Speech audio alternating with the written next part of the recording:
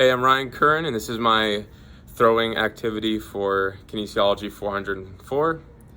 And as you can see, I have my friend Cody back there to help me out. And we're going to be demonstrating today how to properly throw.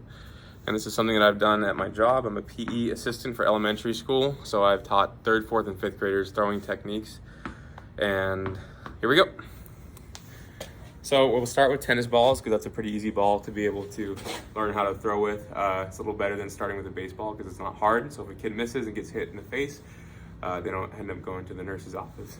So what I teach first is an easy saying that's down, around, step, and throw. So what that means is when I'm demonstrating it to the kids, they bring the ball down, they bring it around. From this position, you step forward, and then you come across and you throw. And an important part of this is you always have the opposite foot, which is your lead foot, stepping forward. So if you throw with your right arm, you want your left foot and leg to step forward as you're throwing. Whereas if you throw with your left arm, you want the opposite, step with your right foot, throw with your left foot. That's a very common issue in elementary school, and probably not as much in middle school, but it does definitely happen. So I would put emphasis on stepping with the correct foot, which is opposite of the hand, because I see a lot of that motion and it's awkward and you don't get any good mechanics out of it. So once again, we'd start down, around, step, and throw. So Cody being my student, I would show him, I would demonstrate. I would say you have the ball. You turn whatever shoulder is opposite of the hand that's throwing towards your target. So if I'm throwing at that wall right there, I'm gonna turn my left shoulder towards the target. I'm gonna go down, around, step, and throw. So I've demonstrated a couple of times. Down with the hand back, around, step, throw. So he could come up here. All right, buddy. So you come up, and right here I'd probably say turn a little bit more with your left shoulder to the wall. Down first, around, step, and throw. So if he was a student and I was critiquing him, one thing I would say is when he goes down, go down here. When you come around, make a full L shape back here.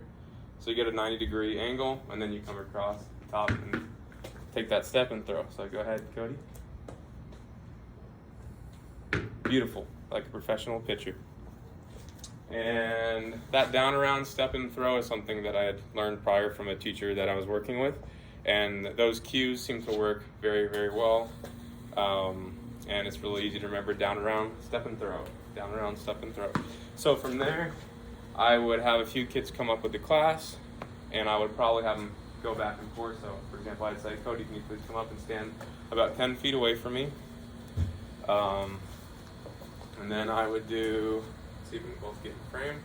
And I would just pass back and forth, practice down, around, step, and throw. Down, around, step, and throw. And I demonstrate this with a few kids. And we'd be further apart than that, obviously.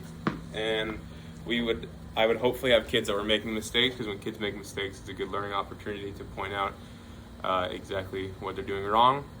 And then once you do a throwing activity, you'd probably start about 10 feet apart from each other and then move to 15, 20, depending on the skill level of the kid. For someone who plays baseball or softball or is just good at throwing, I might start them out at 15 or 20 feet because 10 feet might not be enough and it might be kind of boring for them.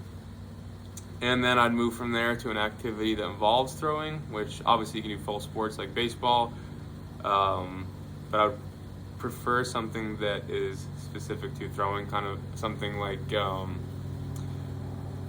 Monkey in the Middle, a game like that where it's just constant throwing back and forth. And I always recommend with the kids that I've worked with to find a wall. And if you want to work on your throwing, if you play baseball, find a wall, and you can just stand there and practice back and forth, down, around, step, and throw, and you can just practice that over and over again. So that concludes the lesson. And there's an airplane flying over my head because we live next to an airport. But that's about it. So thank you. I'll see you on the next one.